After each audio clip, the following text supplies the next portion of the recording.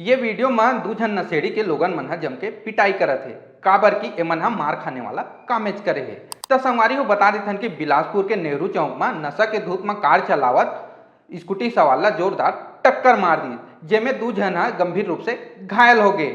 अतना ही नहीं, कार ला रोके के बजाय एमन ह 1 किलोमीटर तक स्कूटी ला घसीटत लेग गए। ओकर बाद गुस्साए लोगन मन ह कार ला रुकवा के एकर मन के जम के पिटाई कर दीस। ये घटना के सूचना मिलत ही सिविल लाइन पुलिस ह मौका में पहुंची और युवक मन ला हिरासत में लेके पूछताछ करत हवय।